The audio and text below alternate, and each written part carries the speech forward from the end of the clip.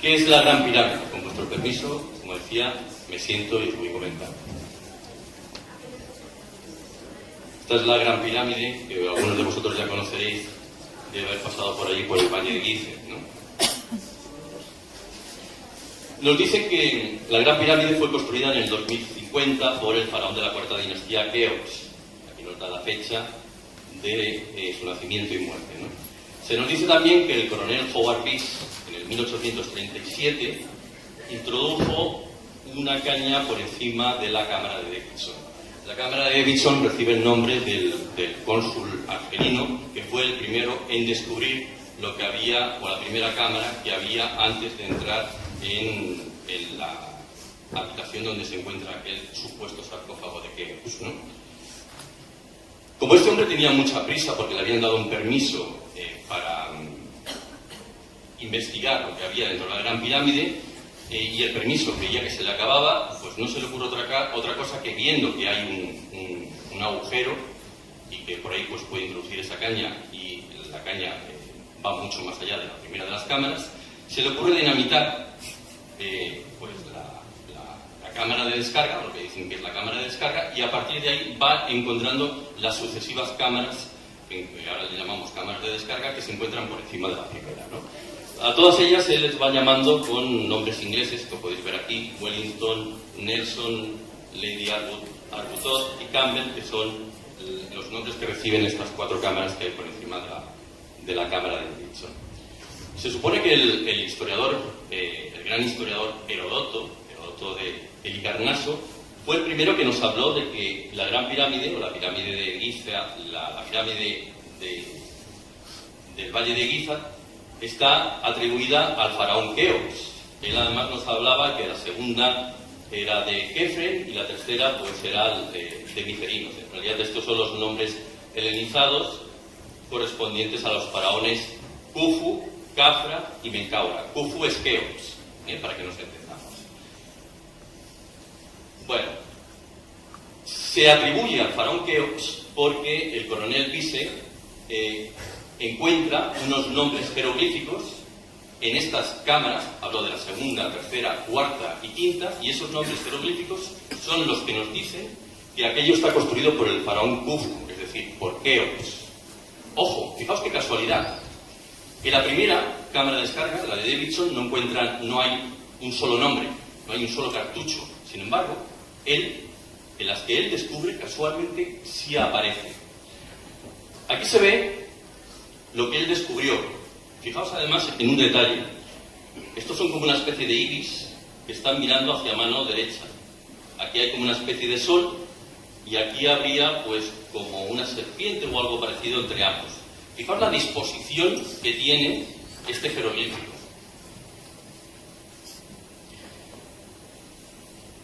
Como no corresponde realmente con el nombre de Keops, es decir, ahí no pone, este jeroglífico que habéis visto anteriormente no pone Khufu, en realidad pone, o traducido, vendría a decir algo así como Hun Hufr. Claro, ¿qué hacen los arqueólogos ahora? Los arqueólogos nos dicen que ese es el diminutivo de Khufu, es decir, es el diminutivo de Keops. Igual que ahora, por ejemplo, existe el nombre de Pedro y tendremos un diminutivo Pedrito, Juan, Juanito. Como no les encaja, se sacan de la manga que aquello es un diminutivo. Esto es otro de los cartuchos reales.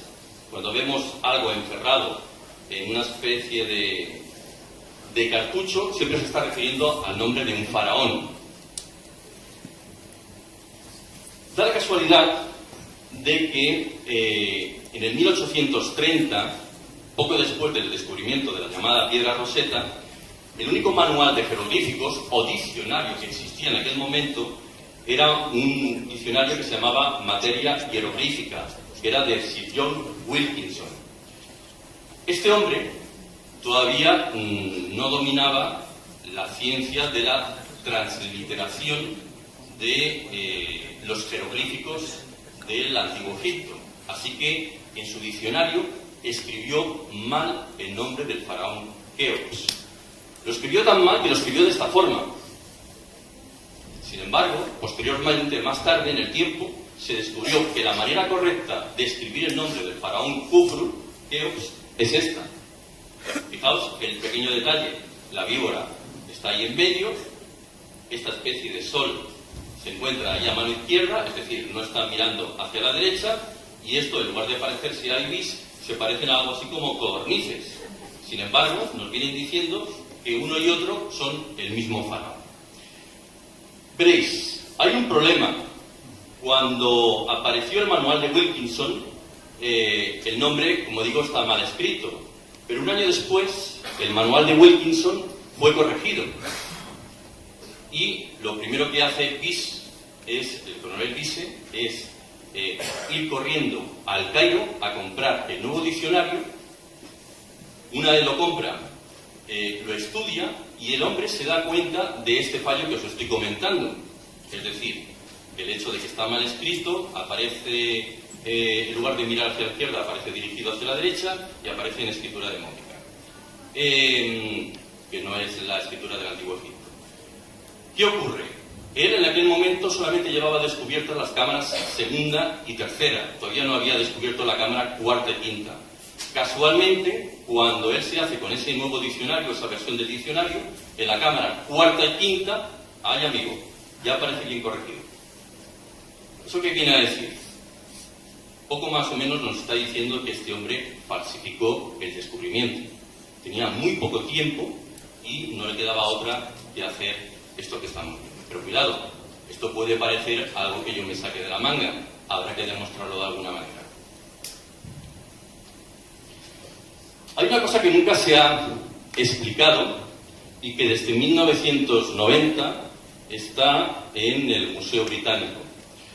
Nunca nos han explicado que el coronel Bisse encontró en uno de los conductos de ventilación, porque los conductos de ventilación, o algunos de ellos también son de descubrimiento de este coronel británico, pues descubrió una placa de hierro de 30 por 10 centímetros. No solamente descubrió una placa, sino además la placa estaba en la junta de una de las sillerías. Eso quiere decir que nadie la puso ahí en el tiempo, sino que se encontraba originalmente porque estaba encajada, como digo, en uno de los conductos de ventilación, y fue muy problemático sacarla de allí. Y junto a la placa de hierro se encontró una esfera de piedra, un garfio de 2 dientes, que es de bronce, como podéis ver aquí, que es este mismo que estamos viendo, y una vara de cedro, pero casualmente la vara de cedro pues ha desaparecido. Y la vara de cedro es el único elemento que nos hubiera servido para realizar una prueba de carbono 14 que nos hubiera demostrado cuál es la auténtica datación de esa vara de cedro. Probablemente eso significaría que podríamos datar cuántos años tiene entonces la Gran Pirámide. Mirad, aquí hay un problema, y un problema grave. Hablamos de un problema grave, porque habéis visto que este faraón Keops se remonta al 2500 a.C. ¿Y cuál es el problema? Que el hierro no existía. Y no existía en la época del faraón Keops.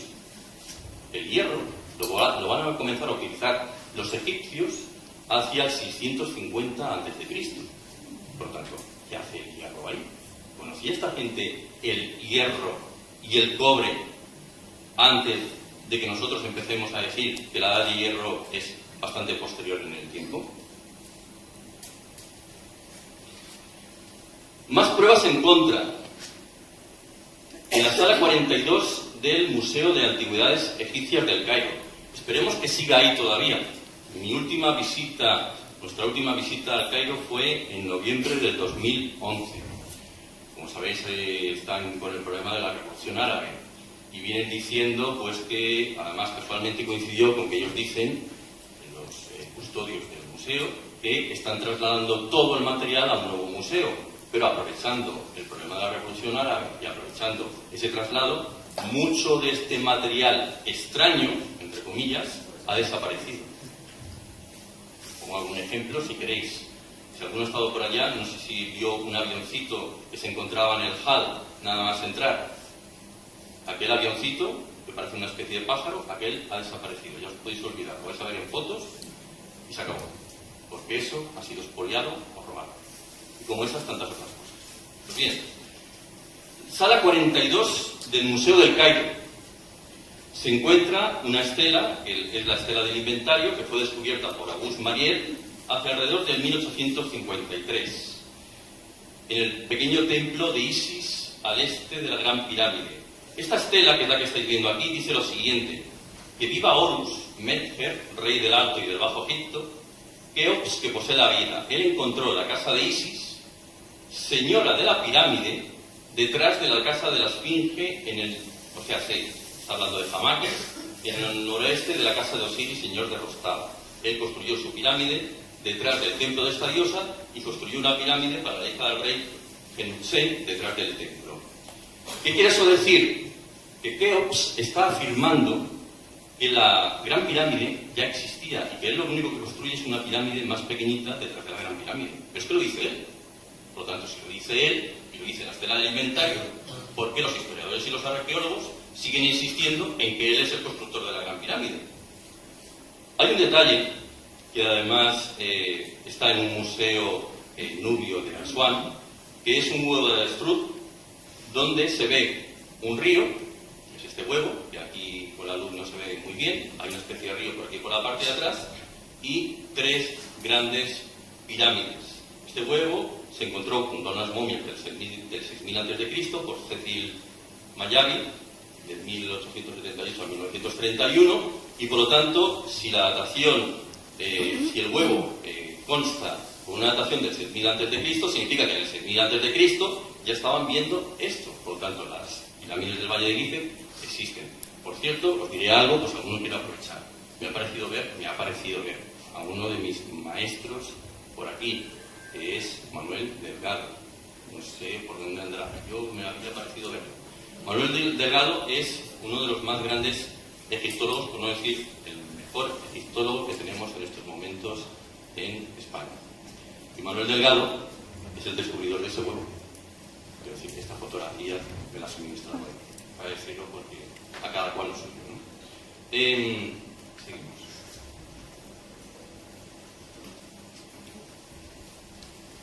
La geometría sagrada, es decir, el número phi del que estamos hablando, y la cimática, que la cimática podría definirse así como una ciencia que a través de la música y la resonancia intenta demostrar ciertas propiedades de los elementos, argumentan que con esas y con las medidas de la Gran Pirámide siempre hablamos, y con una frecuencia de resonancia de 1,5 hercios, se genera un conjunto Fibonacci de ondas estacionarias, y explico aquí lo que son las ondas estacionarias, es decir, movimientos ondulatorios que se interfieren en la misma frecuencia.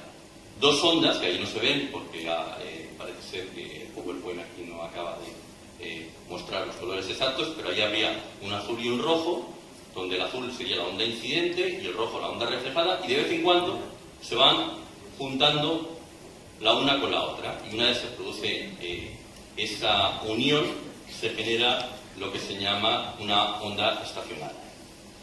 Pues bien, cuando la longitud de la onda estacionaria es igual a una de las dimensiones de una sala, por poner un ejemplo, largo, alto y ancho, se dice que una sala entra en resonancia. Hay una serie de investigadores, que son Cervenka, Bednari y Konifek, de la Universidad Técnica de Praga, que afirman textualmente lo siguiente: fijaos qué detalle más curioso. Los ángulos de las ondas estacionarias se corresponden exactamente con la inclinación de las caras de la pirámide en el ángulo phi de 51,85 grados. Esto quiere decir que el ángulo de la Gran Pirámide es 51,85 grados y, curiosamente, los laterales de la Gran Pirámide están emitiendo, ahora os explicaré el porqué, en una frecuencia de 51,5 ciclos por segundo, o hercios, si queréis llamarlo así. Esta frecuencia de resonancia de la que os estoy hablando es la misma frecuencia con la que se sincroniza la pulsación del hipotálamo y las glándulas pineal y pituitaria, consiguiendo lo que se llama un movimiento unificado. Esto no lo digo yo, sino que nos lo están diciendo estos investigadores. esta frecuencia es a su vez la frecuencia más baja de la resonancia de Schumann. Ahora os explicaré lo que es la resonancia de Schumann. Pasamos adelante. Mirad, ¿qué es la resonancia de Schumann? Un conjunto de picos en la banda de frecuencia extremadamente baja, el F, del espectro radioeléctrico de la Tierra. Esto sería la Tierra, por así decirlo. Y aquí tenemos la ionosfera. Y dentro de la ionosfera hay una serie de resonancias. Supongo que habréis oído hablar, a todos los que os gustan estos temas de las conspiraciones, del HAARP. ¿Qué pretende el HAARP? Simplemente, de alguna manera, sincronizarse con estas frecuencias de la ionosfera, las llamadas resonancias de Schumann, modificarlas, y de esa manera se alteran los ciclos de la Tierra. Porque la Tierra, en definitiva, como estáis viendo, tiene algún tipo de propiedad como si estuviera viva. La teoría de Gaia tan famosa. El fenómeno de la resonancia de Schumann se llama así en honor a su descubridor, Winfried Otto Schumann, que predijo matemáticamente su existencia alrededor de 1952. De todas formas, Nikola Tesla, del que luego hablaremos, ya había descubierto esta frecuencia en la ionosfera antes del 1952, es decir, a principios del siglo, él ya la había descubierto. Es más, lo que pretendía Nikola Tesla, que sabéis que es un hombre del que luego hablaremos, que siempre estuvo trabajando con la electricidad, era emitir una portadora, una frecuencia a la ionosfera, alrededor de con unas torres gigantescas cada media hora aproximadamente, de tal manera que lo que hubiera hecho es transmitir electricidad a la ionosfera, y eso hubiera permitido que todos nosotros, en todo el mundo, hubiéramos tenido electricidad de forma gratuita, que la hubiéramos recogido directamente de la atmósfera. Alguno puede pensar, bueno, ¿y esto es bueno para nuestro cuerpo, que haya tanta electricidad en la atmósfera? También los teléfonos móviles están emitiendo y de momento nadie se ha quejado. Algunos sí, claro, otros no.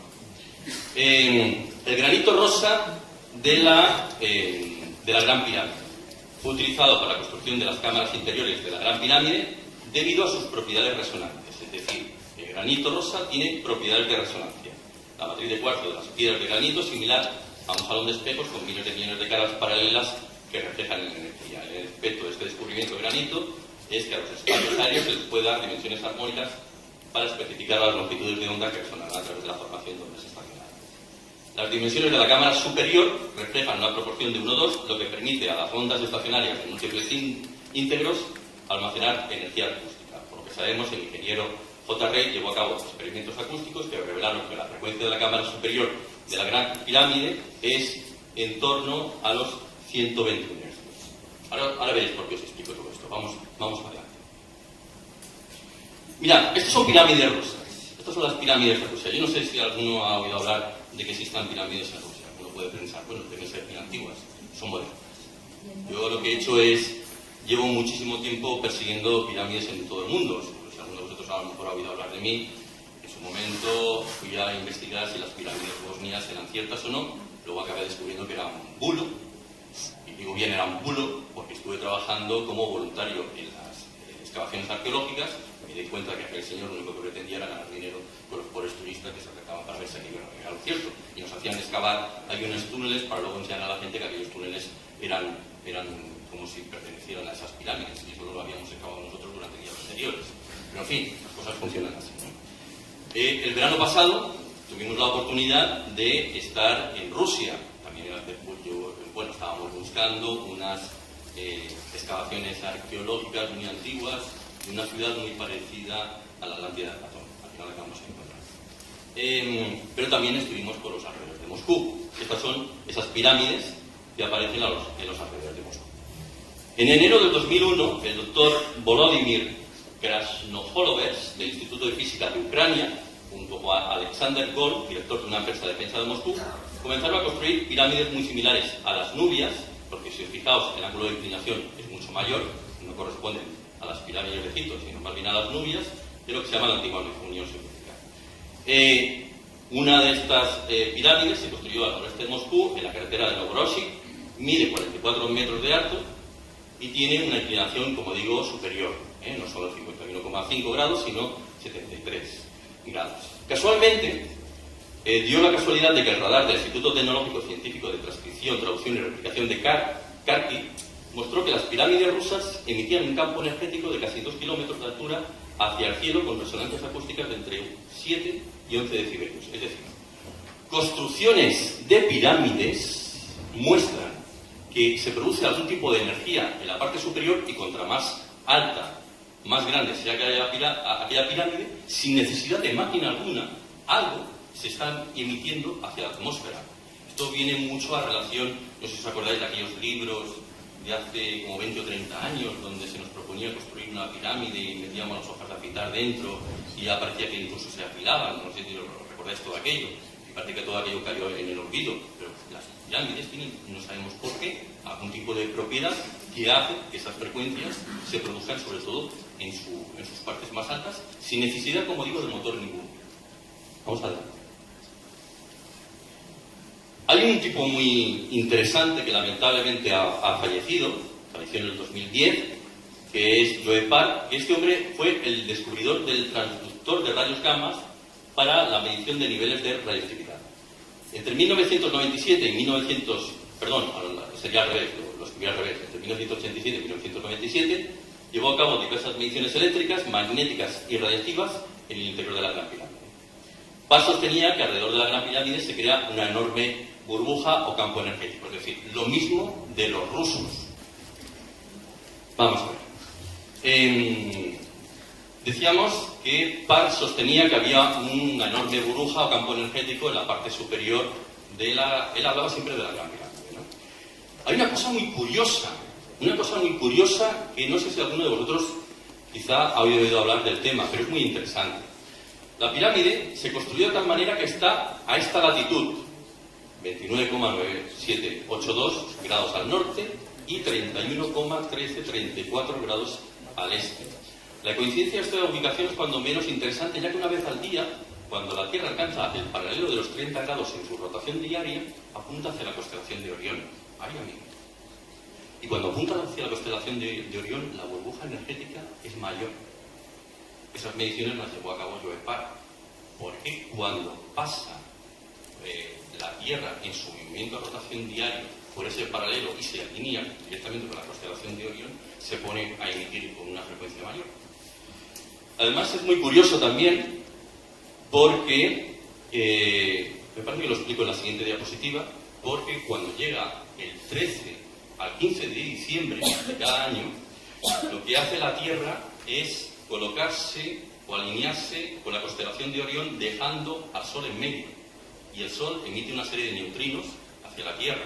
Pues bien, cuando se produce esa alineación una vez al año, la burbuja energética que se produce encima de la Gran Pirámide tiene unas ciertas propiedades o connotaciones que ahora veremos. También se nos dice que la frecuencia de resonancia, la que os comentaba, es de 51,5 ciclos por segundo. Bueno, esto ya lo he comentado, pero paso por ahí. Este es Joe Park. Esta es la única fotografía que he podido encontrar de este hombre. Claro, quería demostrar que estuvo en la Gran Pirámide invitado precisamente por Hawass y que este hombre, como podéis ver, estaba allí realizando todo tipo de mediciones. Este hombre se le ocurrió hacer, una vez llegó a los Estados Unidos, una serie de maquetas que se pueden ver por internet, donde él construía unas pirámides con una especie de espirales en su centro y las colocaba encima de una especie de máquina giratoria, una centrifugadora. Pues bien, a través de la centrifugadora él pudo constatar que la burbuja energética que se producía encima de estas maquetas era mayor cuando rotaba, cuando giraba, y sobre todo a una revolución específica, a una revolución de, no sé si lo tengo por aquí, 850 a 1800 revoluciones por minuto. Además, cuando gira, como este es el inventor de una máquina de transducción de rayos gamma y podía o conocía bastante bien el tema de las radiaciones electromagnéticas, pudo constatar que cuando se produce esa burbuja, lo que son las ondas electromagnéticas de rayos X, rayos gamma, infrarrojos, la luz visible, las ondas de radio, quedan bloqueadas. Es decir, no pueden entrar dentro de esa burbuja energética que se produce encima de la Gran Pirámide y encima de estas maquetas que él estaba llevando a cabo, ¿no? Además, también pudo constatar, porque puso una balanza de precisión con una serie de objetos, que cuando empiezan a rotar, o estas pirámides empiezan a rotar, los objetos pierden peso. es decir, se vuelven más ingratos. Cosas más curiosas suceden con pruebas que se realizan en torno a pirámides. Es que es un tema que realmente a mí me apasiona y me resulta cuando menos curioso. Como os decía, cuando llega el 13 al 15 de diciembre es cuando se produce esa alineación con la constelación de Orión y la burbuja de la pirámide se cierra a todo este tipo de emisiones electromagnéticas. Es decir, nada se puede colar dentro de la misma, ¿no? Curioso. Hablábamos de 51,5 ciclos por segundo. La burbuja se puede activar y desactivar. ¿Cómo? Simplemente emitiendo una frecuencia hacia una frecuencia de unos 51,5 ciclos por segundo o hercios. En el momento que emitimos ese tipo de frecuencia, se activa la burbuja. El momento que la volvemos otra vez a emitir, se desactiva. Es decir, es como si fuera una máquina de on-off. On-off. Curioso. Y solamente con ondas acústicas. Fijaos que esto significa que estamos, o lo que vengo a dar a entender, es que parece que estamos ante una máquina primitiva. Una máquina primitiva que es muy fácil de encender y muy fácil de apagar. De hecho, también, supongo que algunos de vosotros habréis hecho experimentos dentro de la cámara del sarcófago de Keops, donde algunos de vosotros os habéis puesto a hacer OM y habéis visto cómo aquello resuena y resuena de una manera muy específica. Por lo tanto, ya alguno de vosotros habrá constatado que algo raro pasa allí. En el 2007, Hawass invita a Joe Park a hacer experimentos y en el 2010, Hawass invita a los equipos de las pirámides rusas a hacer experimentos allí. Vamos a hablar ahora de la máquina de Tesla. Supongo que alguno de vosotros habrá oído hablar de Nikola Tesla y si no le pongo, aunque sea 4 pinceladas para que os pongáis a él.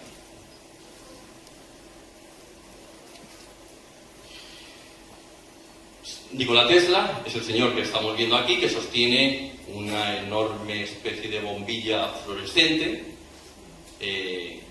con una serie de gases en su interior, que es la que vemos aquí, y este es el hombre que también se encuentra sentado junto a esa enorme bobina de Tesla que se encuentra aquí arriba, produciendo una serie de arcos eléctricos, ¿no? 1856, 1943, croata, inventor de una serie de aparatos electromagnéticos, el control remoto, el radar y tantos otros inventos, con más de 700 patentes en su haber.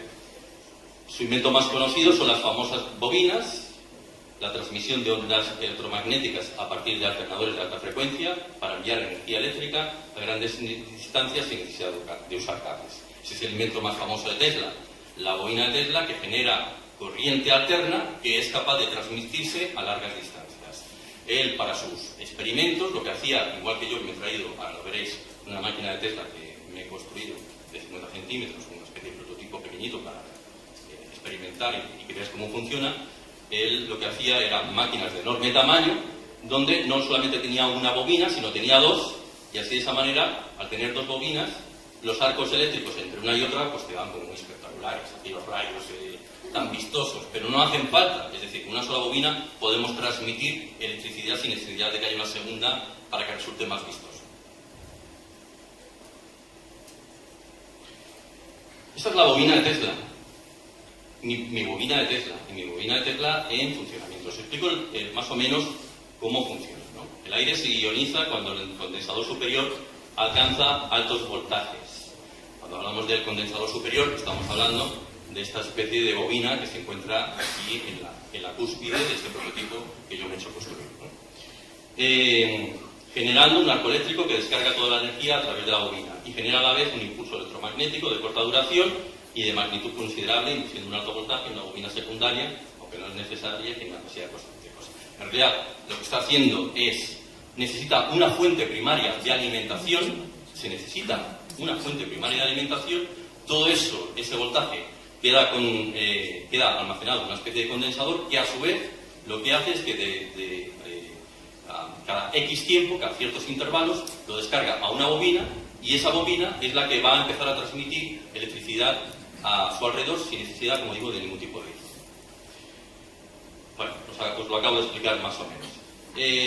Se puede generar cientos de amperios construyéndose una torre grande, no un prototipo de estos muy pequeños.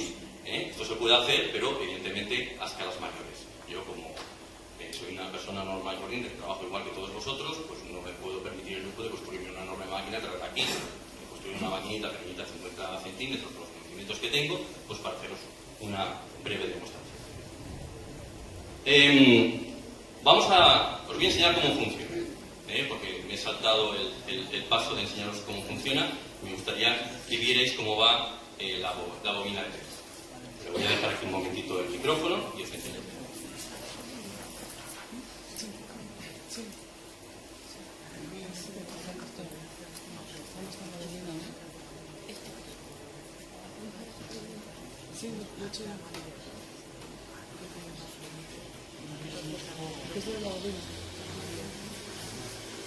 Está comenzando a emitir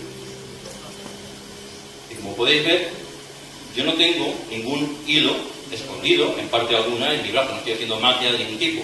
Esto es real. Esto es un fluorescente y lo que estoy haciendo es ionizar el gas que se encuentra dentro del fluorescente, por lo cual estoy transmitiendo electricidad. Claro, a muy corta distancia, evidentemente, se trata de una bobina de Tesla a una escala de 50 centímetros. Esto, a una escala mayor, significaría emitir a cientos de kilómetros de distancia. Esto era lo que pretendía Tesla. Me he traído otra mayor para que veáis, he dejado el plástico puesto, simplemente pues para que veáis que no hay ni trampa ni cartón, ni hilo en ninguna parte. Lo voy a acercar. Ahí está. Y ahí estoy transmitiendo electricidad sin ningún tipo de hilo ni contacto físico alguno. Simplemente pues para que veáis cómo funciona una bobina de este tipo.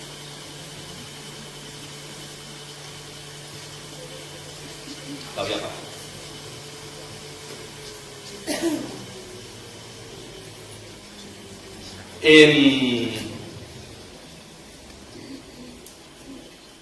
Yo lo he hecho un poco más complejo, porque mi idea inicial es conectarlo a un diapasón que también me he fabricado. Veis que el diapasón es un diapasón un tanto curioso, no es el diapasón clásico musical, sino que tengo aquí un par de pesos o contrapesos que me permiten generar una cierta frecuencia.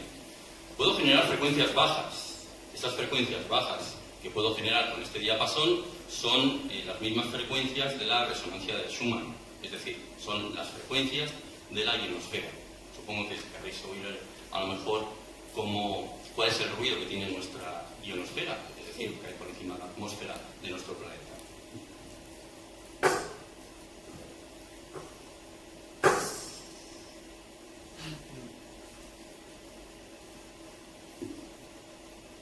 Este es el ruido que tenemos por encima nuestro y que nosotros no oímos porque esto está a varios kilómetros de distancia. Mi idea simplemente es llegar a un momento en que yo a través de la bobina tengo una especie de tubo donde pretendo encajar esto para que el diapasón esté transmitiendo de forma continua. Es decir, cuando la bobina comience a funcionar, nunca dejará de emitir. Y diréis, ¿por qué os estoy explicando todo esto? Os estoy explicando todo esto porque esta máquina se puede construir con barro y cerámica. Esta máquina se puede construir con barro, cerámica, hierro y cobre. O bronce, que son los mismos elementos que se pueden encontrar en la antigüedad. Porque los condensadores los puedo hacer cerámicos. La bobina es cobre, en definitiva. Los diversos elementos restantes, hierro. Y el hierro se ha demostrado que ya existía en aquel entonces. Fijaos lo que os estoy diciendo. Vamos un poquito más adelante. Mirad. ¿Hubo energía en el Antiguo Egipto? Pues claro, lo que os estoy diciendo, pues alguno puede pensar, Carlos, ¿me estás diciendo que hubo energía en el Antiguo Egipto? ¿Que era posible generar algún tipo de energía primitiva? 1936, en unas excavaciones de Qub Rabua, aldea de Irak, cerca de Bagdad, se descubren unas tumbas con recipientes de arcilla. Estos recipientes que estáis viendo aquí. En su interior había un cilindro de cobre de 9,26 centímetros, este que estáis viendo, que sujetaba una barra de hierro que sobresalía 1 centímetro. En 1939, el arqueólogo Wilhelm König afirma que es una pila eléctrica al introducir un electrolito conectado a una bombilla y ver que todavía se ilumina. Es decir, este hombre conecta ahí una bombilla y ve que con un solo polo, igual que afirmaba Nikola Tesla, que Nikola Tesla decía que no hacían falta dos polos, con uno solo ya bastaba para emitir electricidad, se podía hacer. Y este hombre lo demuestra. Estamos hablando de 1939. Amigo, ya que parece que el tema de la electrólisis lo dominaban de alguna manera. Entonces, ¿por qué los arqueólogos siguen insistiendo en que esa pila no era posible? Porque dicen, bueno, si eso es una pila, ¿dónde están los cables? Como no los hemos encontrado, eso no es pila. Fijaos qué cosas a veces ingenian arqueólogos e historiadores para intentar acercar todo a lo suyo. Es decir, de alguna manera afirmar que su teoría es la válida y después los que investigamos otro tipo de historias que no tenemos que ver, como veis, tampoco con ciencia, pues todo lo nuestro es conspiración, elucubración, hipótesis alocadas, etcétera. La serie Cazadores de Mitos, yo no sé si la habréis visto por televisión, creo que se emitía en Telecinco, una de esas emisoras. Ahora tenemos... ¿Cuál? ¿Perdón? Bueno, pues por televisión. Que se demuestra que se podían construir. Es decir, esta gente hace una prueba, construyen una batería de Bagdad para ver si este mito realmente es cierto o no, y ven que, oye, pues es cierto, si es que funciona. Invasión de Irak, 11 del 4 del 93. Lo de siempre. Las pilas de Bagdad, las famosas pilas de Bagdad, estas que os estoy mostrando aquí, desaparecen. Otra vez lo mismo de lo mismo. Yo tengo mi teoría al respecto de quiénes son. No es ni más ni menos que una especie de grupo social secreta, nada que ver con masonería, que siempre la gente lo primero, los masones, ¿no? Otros, y otros de más peligrosos, son los que se encargan de que todas estas cositas vayan desapareciendo por aquí. Vamos hacia arriba. Vale. Mirad, ¿hubo energía eléctrica en el antiguo Egipto? Esto está en el templo de Hathor de Dendera, iniciado por Nectabeno en el siglo IV a.C. Y aparecen estos relieves. Mirad qué relieves más curiosos. Aquí por un lado estoy viendo una especie de bombilla donde más o menos veo una especie de serpiente en su interior, y aquí algo parecido, lo que parecería una serpiente, pero de alguna manera sostenida con... Esto tiene un nombre, pero la antiguo Egipto no me acuerdo el nombre, pero un cable que parece partir de su base y que está conectado a alguna parte o a algún tipo de máquina, como estáis pudiendo ver aquí. Además, todo el mundo que afirma que estas lámparas existieron, dicen, bueno, es una manera que tenemos de dar a entender el por qué en muchas de estas pirámides no se observó ceniza en los techos, lo cual demostraría pues, que no utilizaban antorchas para entrar ahí dentro, sino que utilizaban algún otro tipo de iluminación. Y además es que nos hablaron de ellos algunos historiadores, como por ejemplo San Agustín, nos habla de bombillas incandescentes de color rojizo que no podían apagarse ni con viento ni con lluvia, y que las vio él en los templos griegos. Esto pues, queda reflejado en sus escritos. Plutarco, siglo I, nos habla de una lámpara perpetua en el templo de Júpiter Amón. Atanasio Kircher, mirad qué curioso, en su obra Edipo Egipciaco, 1565 después de Cristo, encuentra un documento antiguo que decía lo siguiente: colocar una plancha de cobre bien limpia, una vasija de barro, cubrirla con sulfato de cobre y luego cubrirlo todo con aserrín húmedo para evitar la polarización. Después poner una capa de mercurio amalgado con zinc encima del aserrín húmedo, y el contacto producirá una energía por el doble nombre de nitra varuna. Se dice que una cadena de 100 vasijas de este tipo proporcionan una fuerza muy activa y eficaz. Es decir, Kircher ya nos estaba hablando de que encontró un documento que parecía provenir del antiguo Egipto, y ese documento demostraba que conocían las baterías eléctricas y que de alguna manera se podía demostrar, porque nos había explicado inclusive el funcionamiento de las mismas. Por si nos quedan dudas, esto se encuentra en Saqqara, en el Museo Imhotep de Saqqara, un museo que está muy cerca del Valle de Giza. Es decir, podéis coger un taxi, iros para allá y nada más entrar, una vez pasado el hall, a la mano derecha, veréis una serie de jeroglíficos y fijaos qué jeroglífico más curioso. Y aquí lo he puesto también, pues para que se vean otra serie de jeroglíficos, y aquí el mismo jeroglífico, pues también dibujado, ¿no? Esto que estamos viendo es una perforadora, y es una perforadora de madera o de hierro, que hemos demostrado que el hierro ya lo conocían y existía para ellos, con dos piedras enganchadas a sus lados, estas que estáis viendo por aquí, a mano izquierda y a mano derecha, y una punta de piedra o mineral que se podía intercambiar. Es más, esto se sabe hoy en día que ellos sencillamente lo pronunciaban hem o hem. La presión viene ejercida por las piedras laterales, la presión que se debe ejercer sobre aquello que se quiere horadar, ¿no? Se necesita algún tipo de sistema motor para hacer girar la misma, evidentemente. Esto no lo puedes girar en plan berbiquí. Esto necesitas una buena presión para hacer un buen agujero, ¿no? Estas perforadoras incluso dejan tarugo. Eso quiere decir que no estamos hablando de un orificio pequeñito, estamos hablando de un buen orificio donde incluso se ha de extraer una piedra que es el tarugo que queda una vez se sustrae la misma, ¿no? El serrucho egipcio trabajaba de forma similar con algún motor giratorio y con algún tipo de sierra que evidentemente no pudo ser ni bronce ni esmeril. Ahora vais a ver de lo que hablo. Pasamos a la siguiente. Mira, aquí he puesto fotografías mías de cuando estuvimos en aquella expedición con Manuel hace 3 años o 4, ya no recuerdo.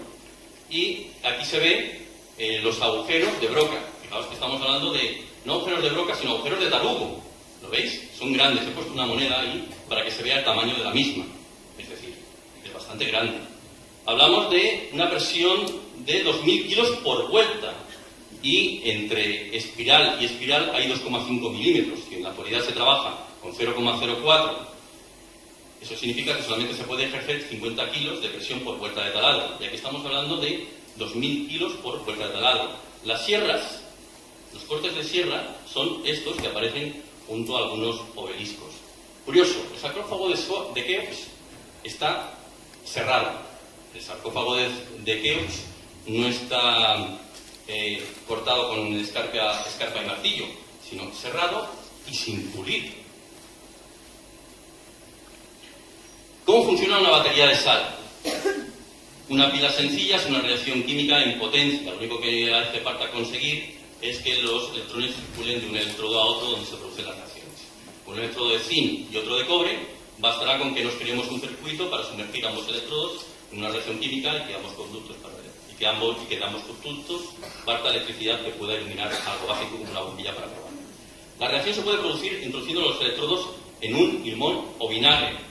Yo lo voy a hacer por hierro y magnesio, pero recordad que antiguamente nos hablaban de la utilización del zinc en esas baterías primitivas, y el zinc ya se conocía en Canaán en el 1500 a.C. ¿Por qué os estoy enseñando esto?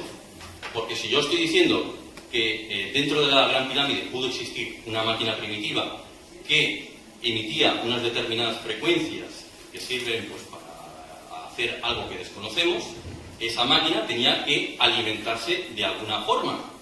Y esa alimentación se puede producir, como estáis viendo, a través de una de esas baterías primitivas o una batería de sal. Nos queda la última diapositiva y hago una demostración y con eso termino. ¿Qué ocurre en los canales descendentes de la Gran Pirámide? Esto sería la Gran Pirámide, la Cámara del Rey, por ahí abajo la Cámara de la Reina, y tenemos con que, pues hay 70 metros de profundidad de bajada hacia unos pozos que se encuentran por aquí abajo.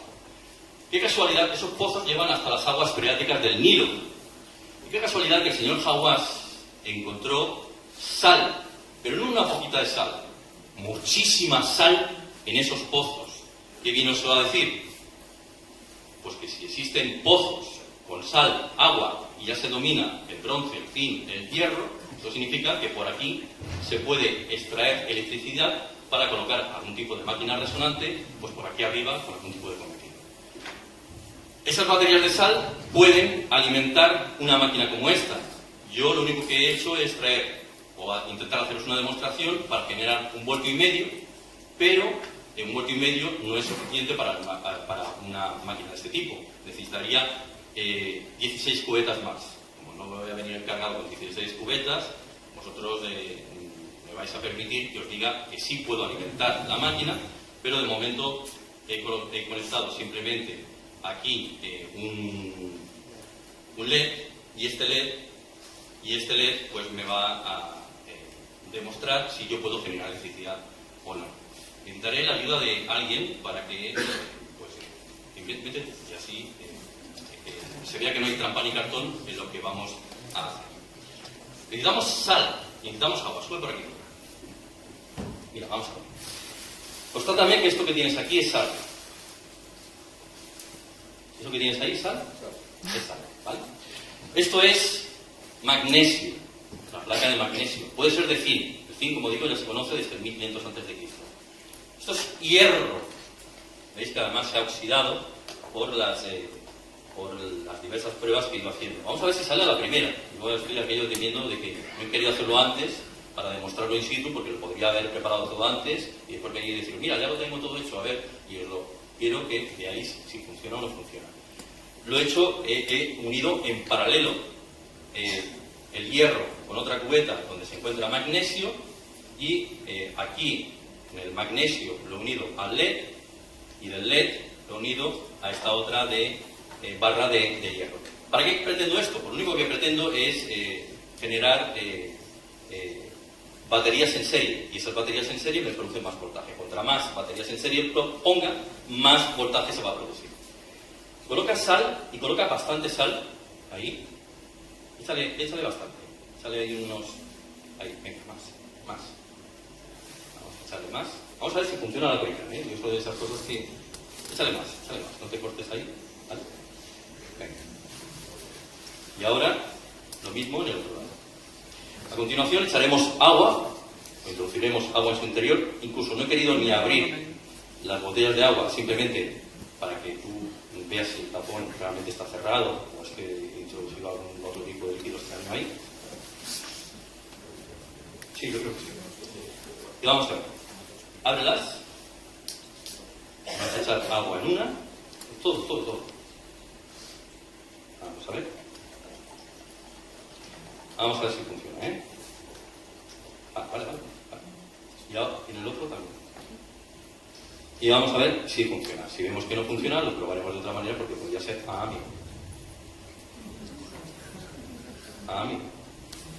¿Lo estáis viendo? Cuando estos ponentes que andan por aquí os dicen que a través del agua del sal, del agua del mar, que es agua salada, se puede producir electricidad, pues bueno, no sé si lo han demostrado en alguna ocasión, pero yo os lo vengo a demostrar, es cierto. Y si uniéramos muchas de estas en paralelo, que ahora se me están juntando los polos, por lo tanto eso puede repercutirme en problemas, pues podría suministrar corriente a una máquina primitiva. Vamos a parar. Muchísimas gracias.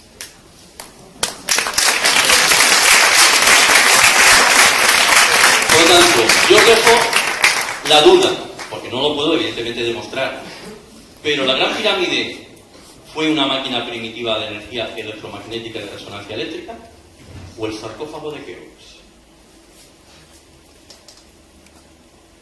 Pues si queréis poneros en contacto conmigo, este es el libro que me ha editado la editorial Nautilus, que sería el mayor mito realidad, el libro anterior, y este año pues se van a publicar como 2 o 3 libros nuevos. Esta es mi dirección de correo electrónico, mi blog personal, y estas son las rutas que hago por Barcelona, pues si alguno de vosotros quiere acompañarme a alguna de las mismas y conocer una Barcelona bastante fantástica, misteriosa y diferente. Con eso ya os dejo y muchísimas gracias por...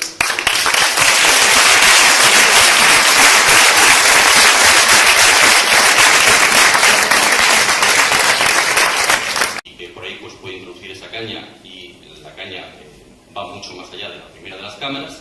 Se le ocurre dinamitar pues la cámara de descarga, lo que dicen que es la cámara de descarga, y a partir de ahí va encontrando las sucesivas cámaras, que ahora le llamamos cámaras de descarga, que se encuentran por encima de la primera, ¿no? A todas ellas se les va llamando con nombres ingleses, que podéis ver aquí: Wellington, Nelson, Lady Arbuthnot y Campbell, que son los nombres que reciben estas 4 cámaras que hay por encima de la cámara de Dixon. Se supone que el historiador, el gran historiador Heródoto de Halicarnaso, fue el primero que nos habló de que la Gran Pirámide, o la pirámide de Giza, la pirámide del Valle de Giza, está atribuida al faraón Keops. Él además nos hablaba que la segunda era de Kefren y la tercera pues era de Micerinos. En realidad estos son los nombres helenizados correspondientes a los faraones Khufu, Khafra y Menkaura. Khufu es Keops, para que nos entendamos. ¿Qué es la Gran Pirámide? Con vuestro permiso, como decía, me siento y os voy comentando. Esta es la Gran Pirámide, que algunos de vosotros ya conoceréis, de haber pasado por allí por el Valle de Gizeh, ¿no? Nos dice que la Gran Pirámide fue construida en el 2050 por el faraón de la cuarta dinastía Keops. Aquí nos da la fecha de su nacimiento y muerte, ¿no? Se nos dice también que el coronel Howard Peace, en el 1837, introdujo una caña por encima de la cámara de Davidson. La cámara de Davidson recibe el nombre del cónsul argelino, que fue el primero en descubrir lo que había, o la primera cámara que había antes de entrar en la habitación donde se encuentra aquel supuesto sarcófago de Keops, ¿no? Como este hombre tenía mucha prisa porque le habían dado un permiso para investigar lo que había dentro de la Gran Pirámide, y el permiso creía que se le acababa, pues no se le ocurre otra cosa que, viendo que hay un agujero, bueno, se atribuye al faraón Keops porque el coronel Peace encuentra unos nombres jeroglíficos en estas cámaras. Hablo de la segunda, tercera, cuarta y quinta, y esos nombres jeroglíficos son los que nos dicen que aquello está construido por el faraón Khufu, es decir, por Keops. Ojo, fijaos qué casualidad. En la primera cámara de descarga, la de Davidson, no hay un solo nombre, no hay un solo cartucho. Sin embargo, en las que él descubre, casualmente sí aparece. Aquí se ve lo que él descubrió. Fijaos además en un detalle. Estos son como una especie de ibis que están mirando hacia mano derecha. Aquí hay como una especie de sol y aquí habría pues como una serpiente o algo parecido entre ambos. Fijaos la disposición que tiene este jeroglífico.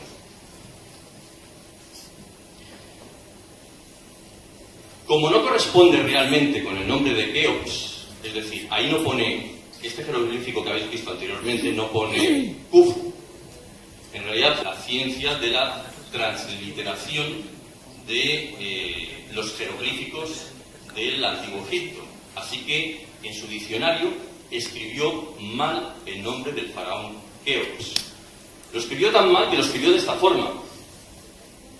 Sin embargo, posteriormente, más tarde en el tiempo, se descubrió que la manera correcta de escribir el nombre del faraón Khufu, Keops, es esta.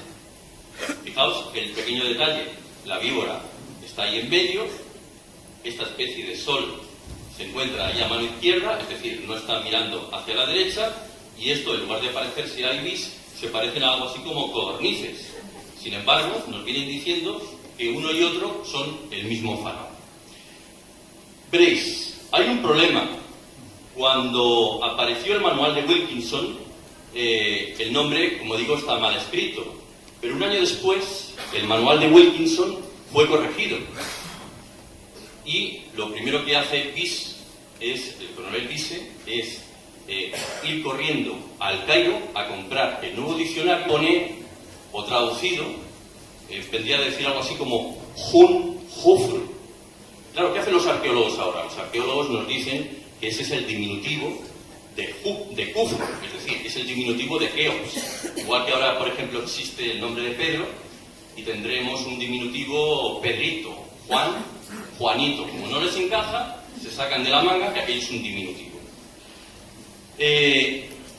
Esto es otro de los cartuchos reales. Cuando vemos algo encerrado en una especie de cartucho, siempre se está refiriendo al nombre de un faraón. Da la casualidad de que en el 1830, poco después del descubrimiento de la llamada piedra Rosetta, el único manual de jeroglíficos o diccionario que existía en aquel momento era un diccionario que se llamaba Materia Hieroglífica, que era de Sir John Wilkinson. Este hombre todavía no dominaba